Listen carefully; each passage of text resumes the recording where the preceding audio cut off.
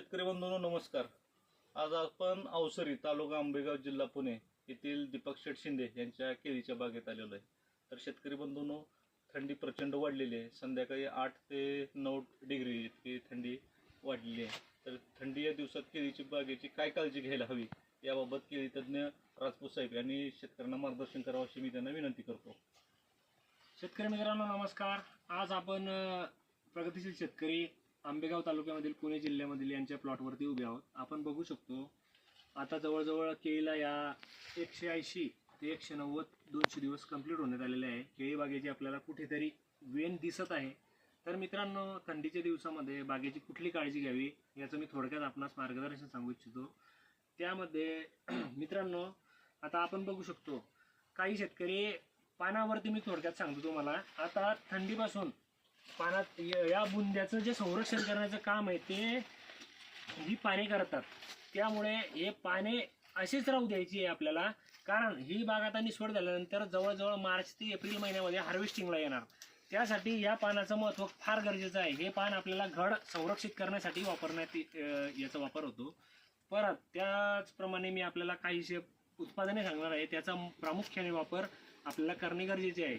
जेणेकरून आपल्याला थंडीच्या दिवसामध्ये मुळा गरम ठेवण्यासाठी सल्फरचा वापर करणं गरजेचं असतो सुरुवातीच्या काळामध्ये। त्यामध्ये टेक्नो झिंक असं प्रामुख्याने आपण देऊ शकतो बागेला। परत सिलिकॉनचा वापर फार महत्त्वाचा रोल यामध्ये करतो।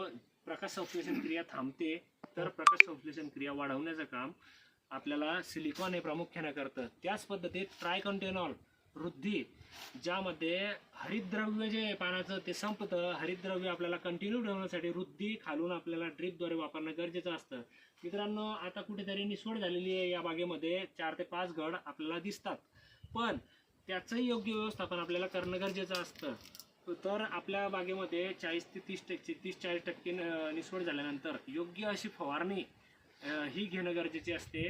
आणि पाण्याचं योग्य व्यवस्थापन महत्त्वाचा मुद्दा जो आहे तो पाण्याचं योग्य व्यवस्थापन आपल्याला निसवडीच्या काळामध्ये आणि थंडीच्या काळामध्ये एक तर तुम्ही रात्रीच्या वेळेस पाणी द्या किंवा सकाळच्या वेळेस 3.5 तास 2 तास ज्या पद्धतीत आपल्या जमिनीचा मजदूर बघून पाण्याचा वापर आपल्याला करणे गरजेचे असतं। मित्रांनो आता ही जी बाग बघू शकतो आपण, याच्यामध्ये ही पानं टिकण्यासाठी आपल्याला मायक्रोन्यूट्रिएंटचा वापर, परत ट्रायकंटेनॉल, सिलिकॉन तसेच झिंकचा वापर, बॅक्टेरियाचा वापर करणं गरजेचं आहे। आणि त्याच पद्धतीत निसवड झाल्यानंतर ग्रोथ स्टीम, सायझर, पोटॅशियम सोनाईट, त्याच पद्धतीत ब्रासिनोस्टेरॉइड, ब्रासोफिट, कॅल्शियमचा वापर फार महत्त्वाचा रोल त्या प्रॉडक्टचा इथे असतो। तर त्यासाठी मी आपणास सांगू इच्छितो की आपल्या केळीच्या बागेचं योग्य नियोजन करताना आता बागेमध्ये आपण बघू शकतो शेतकऱ्यांनी अतिशय विशिष्ट पद्धतीने धूर येथे केलेला आपणास दिसत आहे। त्यामुळे काय होणार आहे तर बागेमध्ये थंडी जाणार नाही। जर थंडी चुकून बागेच्या मुळामध्ये घुसली तुमची, तर तुमची मुळी ही सुप्तावस्थेत जाते आणि थंडीमुळे जी सुप्तावस्थेत गेलेली मुळी असते ती कधी उघडेल का नाही याची गॅरंटी कुणी देऊ शकत नाही।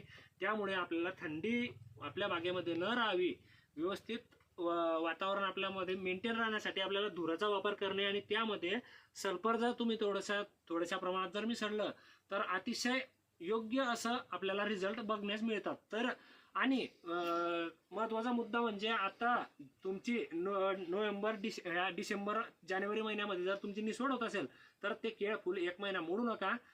त्याने तुमचं म्हणजे चिलिंग बागेवरती येतच नाही। जर तुम्ही केळ फुल मोडलं तर लवकर तर चिलिंग बागेवर येते। चिलिंग हे राखण्यासाठी तुम्हाला सिलिकॉनचा आणि झिंकचा वापर हा फार महत्त्वाचा रोल आणि सल्फरचा वापर करणे गरजेचे असते। माहिती आवडल्यास आपण शेअर करा। धन्यवाद।